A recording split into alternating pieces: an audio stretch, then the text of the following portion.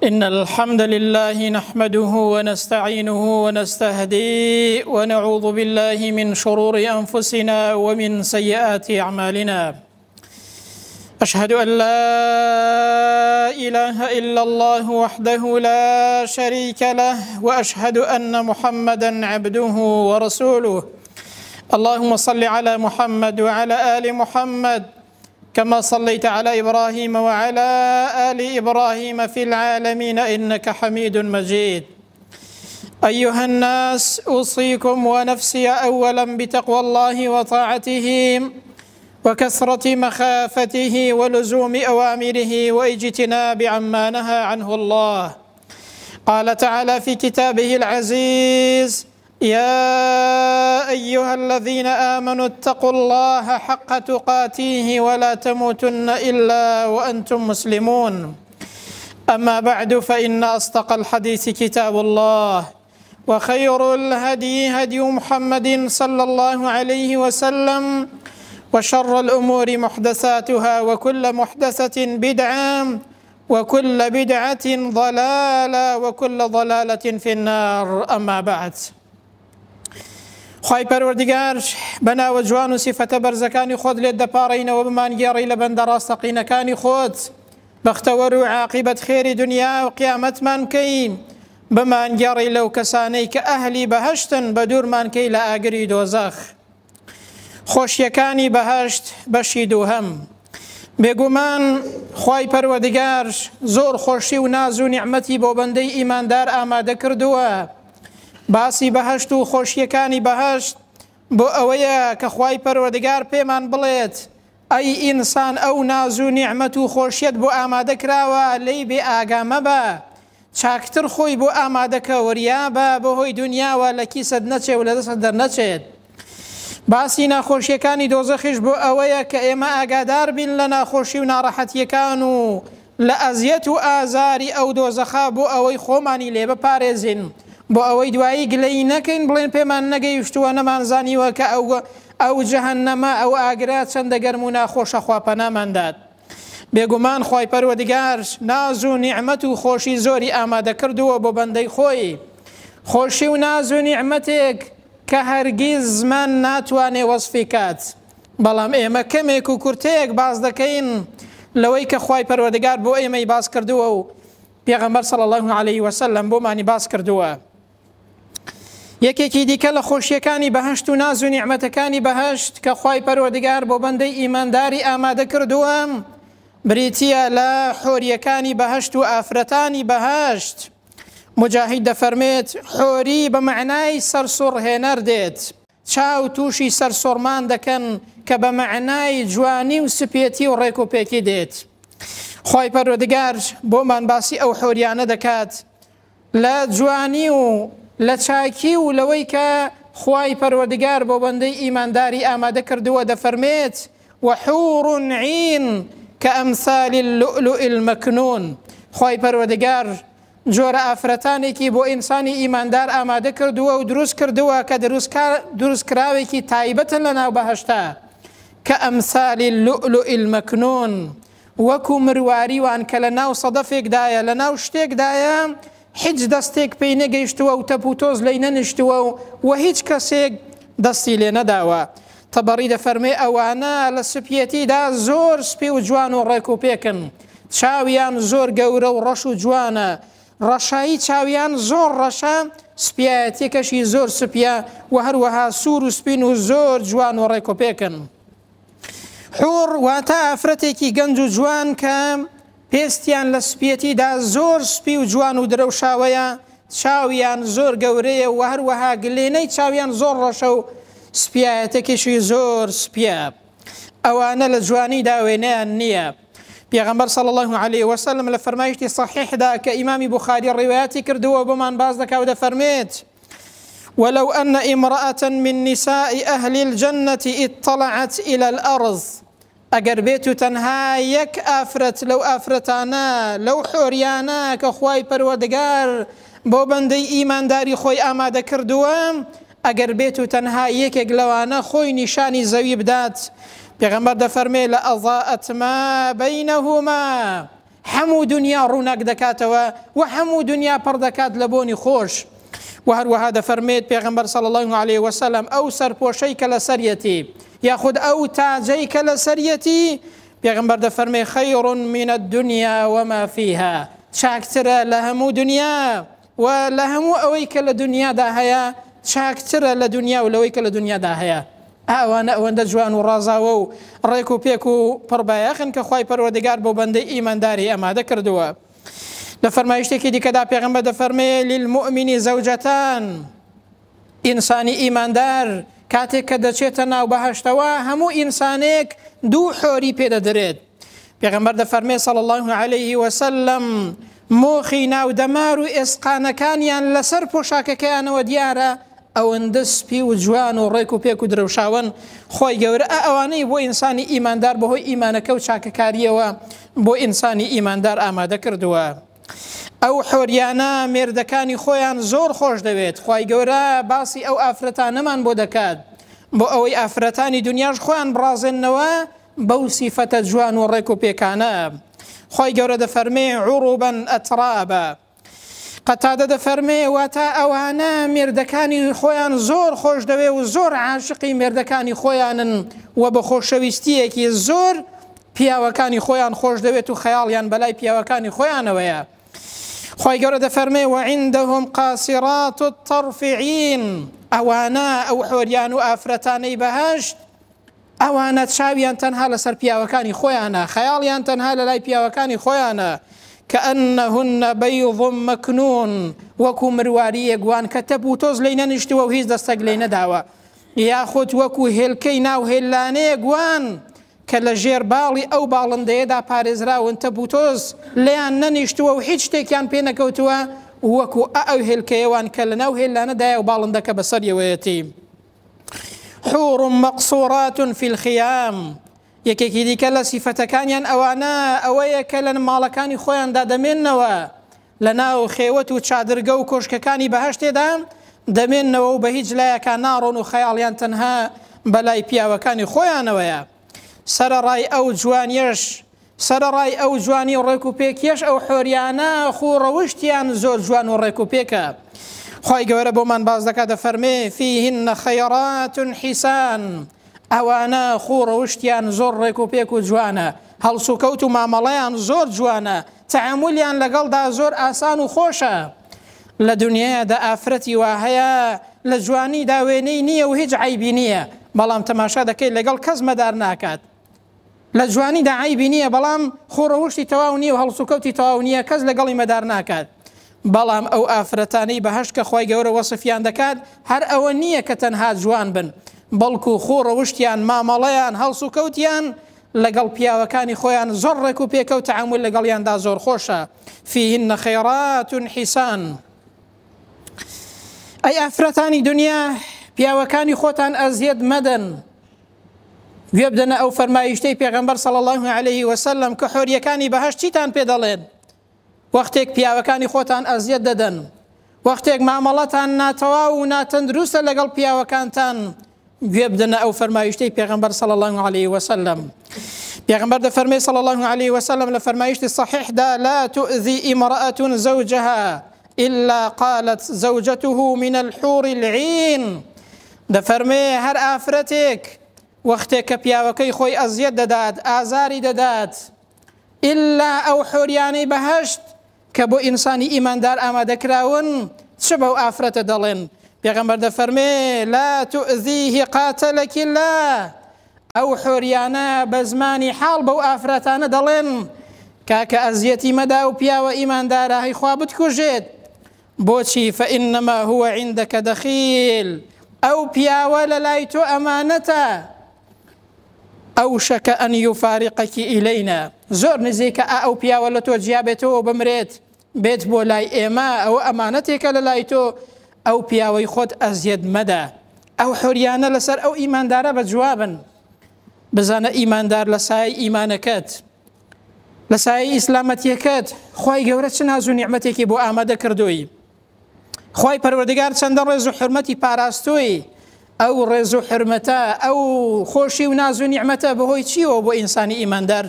بەهۆی ئەو ئیمان و عەمەلە ساڵحەوەیە کە ئێمە دەیکەین لەو دنیادا. کەواتە ئەی ئینسان، ئەی موسڵمان، وەریا بە ئاگات لە ئیمان و ئیسلامەتیەکەی خۆت بێت، ئاگات لە چاکەکاری خۆت بێت، ئیمانەکەت بپارێزە. خۆی گەورە ئەو هەموو ناز و نیعمەتە سەرسوڕهێنەری بۆی ئامادە کردووی، بزانە ئەی ئینسانی ئیماندار، ئاوا هەمووی لە سایەی ئەو نیعمەتەیە، ئەو چاکەیە کە خۆی گەورە بۆ ئینسانی ئیمانداری ئامادە کردووە. ئەو حۆریانە لە چاکەیان ئەوەیە کە پێشوازی لە پیاوەکانیان دەکەن. پێغەمبەر صلی الله علیه وسلم لە فەرمایشتێکدا بۆمان باز دەکات کە پیاوێکی دەشتێکی شەهید دەبێت لە جەنگدا. پێغەمبەر صلی الله علیه وسلم کاتێک دەچێتە سەر تەرمەکەی پێدەکەنێت، دەفەرمێ لە خۆشی و ناز و نیعمەتی چاکەی ئەو بەندەیە پێکەنیم، بە شوێنی خۆشی ئەو بەندەیە. ئەنجا پێغەمبەر صلی الله علیه وسلم ڕووی وەرگێڕا لە تەرمی ئەو هاوڵە. فەرموویان بۆچی ڕوود وەرگێڕا؟ پێغەمبەر فەرمووی صلی الله علیه وسلم ئێستا بینیم حۆریەکانی بەهەشت بەسەریەوە وەستا بوون، بۆیە ڕووم وەرگێڕا لە تەرمی ئەو سەحابەیە. صلاة و سلامی خوای پەروەردگار لەسەر پێغەمبەر بێت صلی الله علیه وسلم. لە فەرمایشتێکی دیکەدا، لە ڕیوایەتێکی دیکەدا هاتووە ئینسان وەختێک شەهید دەبێت لە پێناوی خوای پەروەردگاردا، حۆریەکانی بەهەشت دێنە سەری و تەپ و تۆز لە دەم و چاوی دەکەنەوە، تەپ و تۆز لە دەم و چاوی ئەو کەسە دەکەنەوە کە لە پێناوی خوای پەروەردگاردا شەهید دەبێت. ئەوانە بەڵێ پێشوازی لە پیاوەکانیان دەکەن، ئەوانە چاوەڕوانی پیاوەکانیانن هەتاوەکو دەگەنە بەهەشت. پێغەمبەر صلی الله علیه وسلم بۆمان باز دەکات لە فەرمایشتێکدا، دەفەرمێت کەسێک لە جەهەنەمدایە دوای ئەوەی کە کاتەکەی خۆی و ماوەکەی خۆی لە جەهەنەمدا تەواو دەکات و دێتە بەهەشت، ئەو کەسە حۆریەکان لە کۆشکەکانی بەهەشتێدا چاوەڕوانی ئەو پیاوە دەکەن. دەفەرمێ تاوەکو خزمەتکارێک لە خزمەتکاری ئەو کۆشکەی ئینسانی موسڵمان کە دەچێتە بەهەشت، ئەو خزمەتکارەیە دێت پێشوازی لەو پیاوە دەکەن هەموو ئەو خزمەتکارانەوە حۆریەکان. دەفەرمێ یەکێک لە خزمەتکارەکان دەچێتەوە و هەواڵ دەدا بەو حۆریەیە کە لە ناو کۆشکەکەدایە، دەفەرمێ ئەوە پیاوەکەت گەیشت بۆ ناو بەهەشت. پێغەمبەر دەفەرمێ صلی الله علیه وسلم لێی دەپرسێ ئایا بە چاوی خۆت بینیوتە کە گەیشت؟ دەفەرمێ بەڵێ بینیومە. دەفەرمێ ئەو حۆریە زۆر خۆشحاڵ دەبێت، دێتە بەر دەرگا دەوەستێت و پێشوازی لە پیاوەکەی دەکات هەتاوەکو دەگاتە ناو کۆشکەکە و دەگاتە بەهەشت. چەند جوان و خۆشە کە ئافرەت وەختێک پیاوەکەی دێتەوە پێشوازی لێ دەکات، وەختێک دەچێتە سەفەرێک پێشوازی لێ دەکات کاتێک کە دێتەوە. بەڵام ئافرەتی وهەیە پیاوەکەی دەچێتە سەفەر لە شوێنی خۆی ناجۆڵێت، پیاوەکەی دێتەوە لە سەفەر لە شوێنی خۆی ناجۆڵێت، خەیاڵی بەلای پیاوەکەیەوە نییە. خی گەورە ئاوا بۆمان وەصفی ئەو حۆریانە دەکات، ئەوە سیفەت و ئاکاریانە. ئێوەش ئافرەتانی دنیا خۆتان بڕازێنەوە بەو سیفەتە جوان و بەرزانە.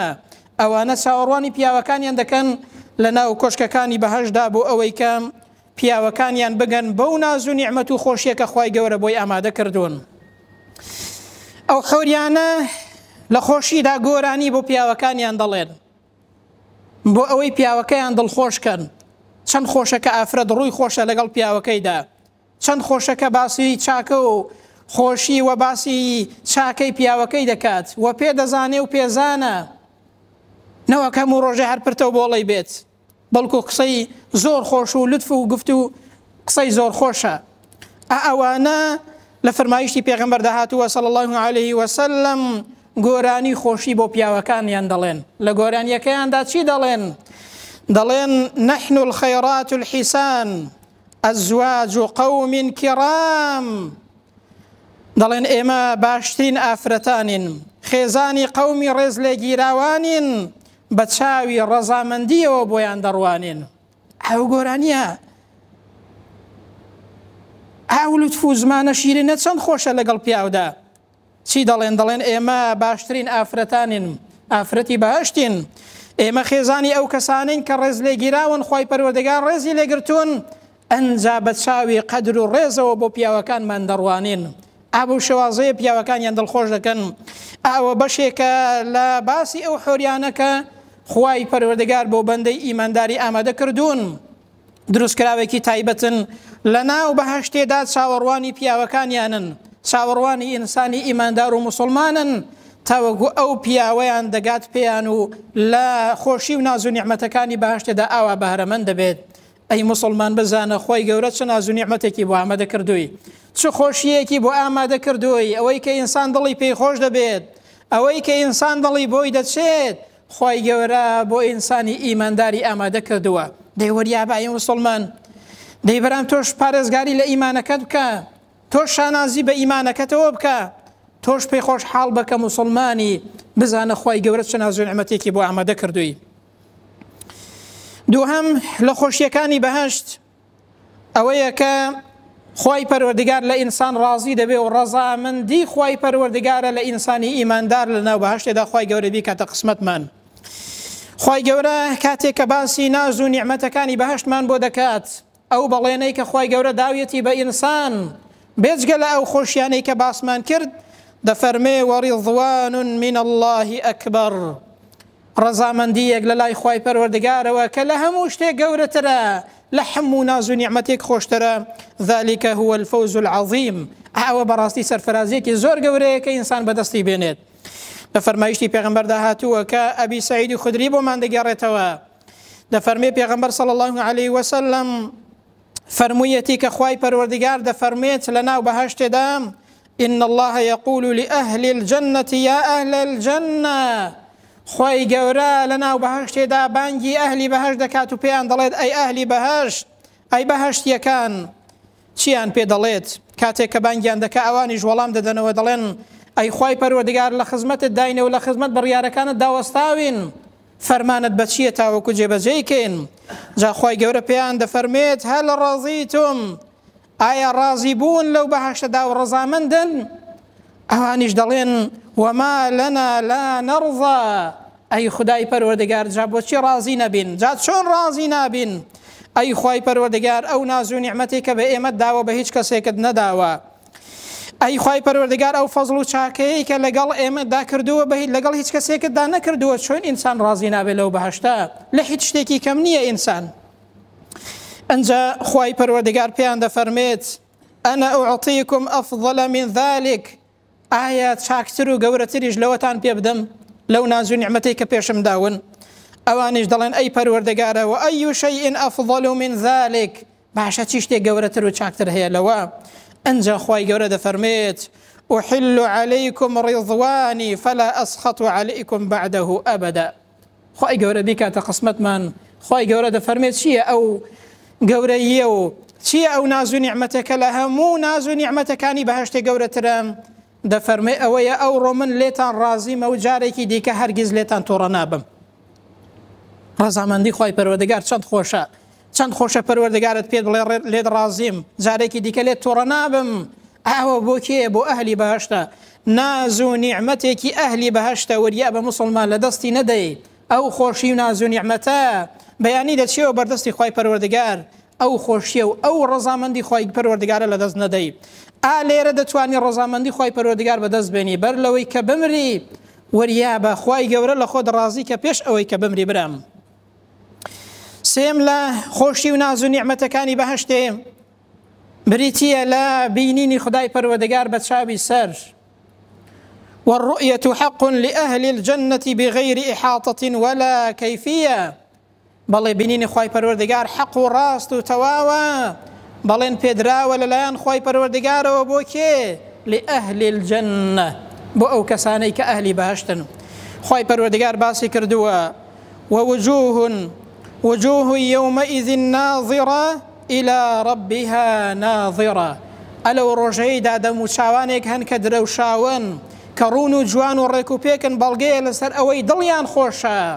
إلى ربها ناظرة، تەماشای پەروەردگاریان دەکەن و بە چاوی سەر پەروەردگاری خۆیان دەبینن.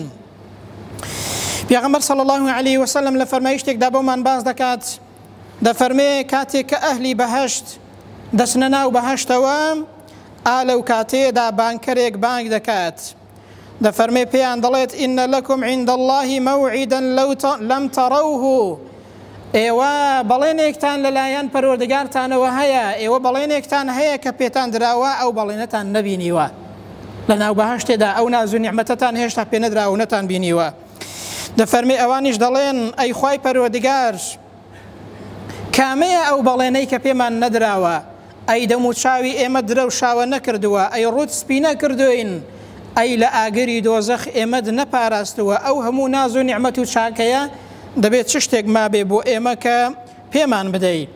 پێغەمبەر دەفەرمێ صلی الله عليه وسلم ئالەو کاتێدا فەیەکشف الحجاب، خوای پەروەردگار پەردە لەسەر ڕووی خۆی لا دەدات، ئەنجا بەندەکان بە چاوی سەر خوای پەروەردگاری خۆیان دەبینن. ئەو چاوەی لە دنیادا خوای گەورە دروستی کردووە توانای بینینی خوای پەروەردگاری نییە، بەڵام لە قیامەتێدا خوای گەورە ئەو چاوەوا دروست دەکاتەوە لە لای زۆر ئاسانە، کون فەیەکونە ئەو چاوەوا دروست دەکات بتوانی خوای پەروەردگاری خۆی ببینێت. أنجا پیغمبر ده فرمي صلى الله عليه وسلم فوالله ما أعطاهم الله شيئا أحب إليهم منه. پیغمبر ده فرمي صلى الله عليه وسلم سوين بخواي پروردگار هیچ چاکە و ناز و نعمت و خۆشیەک خوای گەورە بە ئینسانی نەداوە کە خۆشتر بێت بە لەزەتتر بێت لە بینینی خوای پەروەردگار و تەماشاکردنی خوای گەورە بیکاتە قسمەتمان. هیچ ناز و نیعمەتێک لەوە خۆشتر نییە. ئەوە ناز و نیعمەتێکی معنەویە، ئەوانی دیکە بەرجەستەنە و مادین، بەڵام بینینی خوای پەروەردگار ڕەزامەندی خوای گەورە شتێکی معنەویە، خۆشی و لەزەتێکی دەرونی و ئیمانی بە ئینسان دەدات، ئینسان دڵی پێ خۆش دەبێت. بۆیە دەفەرمێ سوێند بەخوا هیچ ناز و نیعمەتێک نییە خۆشتر بێت بۆ بەهەشتیەکان لە بینینی خوای پەروەردگار. بۆیە پێغەمبەر ئەو ئاەتەی خوێندەوە للذین ئەحسنوا الحسنى وزیادە، بۆ ئەو کەسانەی کە چاکەکارن چاکەیان کردووە لە دنیادا، چاکەیان بۆ هەیە و ناز و نیعمەتیان بۆ هەیە، زیاتر لەوەش و زیادەیان بۆ هەیە. ئەو زیادە بریتیە لە بینینی خودای پەروەردگار بە چاوی سەر. ئەوە خۆشی و ناز و نیعمەتەکانی بەهەشتن. ئەو ناز و نیعمەتە بۆ ئینسانی ئیماندار ئامادە کراوە. ئەوە کورتەیەک بوو لە باسی بەهەشت، لە باسی خۆشیەکانی بەهەشت. ئەگەر ئینسان باسی هەمووی بکاتەوە و نابێ و زمان ناتوانێ وەصفی ئەو بەهەشتە خۆشە بکات. خوای گەورە چەند شتێکی بە کورتی بۆ باس کردوین بۆ ئەوەی کە ئێمە هاندات هەوڵ دەین بۆ ئەو بەهەشتە. بۆیە دەرەنجامی کۆتایی ئەو بابەتە ئەومان پێ دەڵێت بەڕێزان دەبێ وەریابین بەر لەوەی ئەو دنیای بەجێ بێڵین خوای پەروەردگار لە خۆمان ڕازی کەین، لە دەست خۆتی مەدە بینینی خوای پەروەردگار. بێباوەڕان لە جەهەنەمدا لە بینینی خوای پەروەردگار بێبەش دەبن، خوا پەناماندات. بەڵام بەهەشتیەکان لە ناو بەهەشتێدا لە ناز و نیعمەتدا بەهرەمەند دەبن لە ڕەزامەندی خوای پەروەردگار. خوای گەورە بانگیان دەکا پێیان دەفەرمێ لێتان ڕازیمە و جارێکی دیکە لێتان تۆڕە نابم. خوای پەروەردگار خۆی نیشانی ئینسانی ئیماندار دەدات. یەکێک لە لەزەت و خۆشیەکانی ئەو بەهەشتە بینینی خودای پەروەردگارە. وەریابە ئەی ئینسان لە دەستت دەرنەچێت.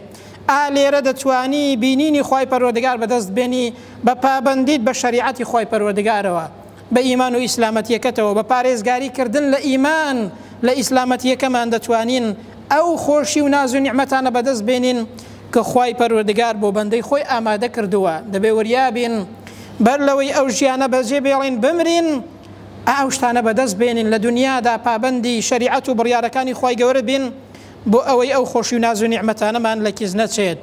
باسکردنی ئەو خۆشیانە بۆ ئەوەیە کە خوای گەورە دەیەوێت ئێمە هان بدات، بە ئێمە بڵێت ئەی موسڵمان وەریابە تۆ لە سایە ئیمانەکەتدا چەند گەورەی، تۆ ئەگەر ئیمانداری ڕاستەقینەبی چەند ڕێز لێ گیراوی، خوای گەورە چ ناز و نیعمەتێکی بۆ ئامادە کردووی. حەیف نییە بە دوو ڕۆژی دنیا ئەو ناز و نیعمەتانە لەویر بکەی. حەیف نییە تەنەکەیە کە دەڕزێت و کە نامێنێت و لە ناو دەچێت بە زێڕێکی بگۆڕیەوە کە هەمیشە و باقیە و هەتا لە ناو ناچێت، کە دنیا وەکو تەنەکەیەکی ڕزی وایە لە چاو قیامەت وەکو زێڕێکی بەردەوام و هەتایی وایە قەت لە ناو ناچێت. ئەو ناز و نیعمەتانە قەت نابڕێن. وەریابە ئەی موسڵمان لە دەستت دەرنەچێت بەر لەوەی لەو دنیا دەربچی دەتوانی ئەو شتانەوە دەست بێنی کە خوای پەروەردگار بۆ بەندەی خۆی ئامادە کردووە. ئەو هەموو ناز و نیعمەت و خۆشیانە دەپاڕێنەوە دوعا دەکەین خوایە بۆ خاتری ناوە جوان و سیفەتە بەرزەکانی خۆت کەی بەمان گێڕی لە ئەهلی بەهەشت. خوایە وامان لێ بکەی کە کەسێکی بەهەشتی بین و سیفەتی ئەهلی بەهەشتمان تێدا بێت. یا ربی خوای گەورە وامان لێ بکەی کە پابەند بین لەسەر ئەو دینەی تۆ بمرین، لەسەر ئەو دینەی تۆ بژین، بۆ ئەوەی کە لەو خۆشی و ناز و نیعمەتانە بێ باش نەبین کە تۆ ئامادەت کردووە بە بەندەکانی خۆتدا لە بەهەشت. یا ربی خوایە گیان بمان گێڕی لە کەسانێک کە ئەهلی بەهەشتن. یا ربی خوایە لە ئاگری دۆزەخ بە دوورمان کەی. خوایە وامان لێ بکەی کە لەسەر ئەو ئیمان و ئیسلامەتیە بژین و پارێزگاری لێ بکەین بۆ ئەوەی لەو خۆشی و ناز و نیعمەتانە بەهرەمەند بین کە تۆ ئامادەت کردووە بچینە ئەو بەهەشتە و داخلی ئەو بەهەشت و ناز و نیعمەتە بین. يا ربي خويا جان عاقبة خير وسرفرازي دنيا وقيامت من كي يا ربي خويا بإيمانه وبمان جيني وبإيمانه وش بمان بريني لسر كلمة توحيد بمان جيني ولسر أو كلمة بمان بريني وزيندو من كيوا يا ربي خويا جان هر كسيك نخوشنا راحة شفاي بخير بو بنيري خويا هر كسيك لنا راحتي دا كداواي دعاي خيري اللي كردوين دروي خيري اللي بكيوا هر كسيك قرز داره ولنا خوشي راحتي دا كداواي دعاي خيري كردوام خوايا ئێمەش داوای بۆ دەکەین دەروی خێری لێ بکەیەوە عاقبەتمان خێرکەی دەروی خێر لە هەموو لایەکمان بکەیەوە یا رەبی خوای پەروەردگار بمانگەڕی لە ئەهلی بەهەشت پارێزراومان کەی لە ناخۆشی و ناڕەحەتیەکانی دەشتی مەحشەر و ئاگری دۆزەخ یا رەبی خوای گیان هەموو لایەکمان بەیەکەوە لە بەهەشتی پڕناز و نیعمەتی خۆتدا کۆ بکەیەوە آمين. أقول قولي هذا وأستغفر الله لي ولكم وبعد أعوذ بالله من الشيطان الرجيم ربنا آتنا في الدنيا حسنة وفي الآخرة حسنة وقنا عذاب النار اللهم آمين.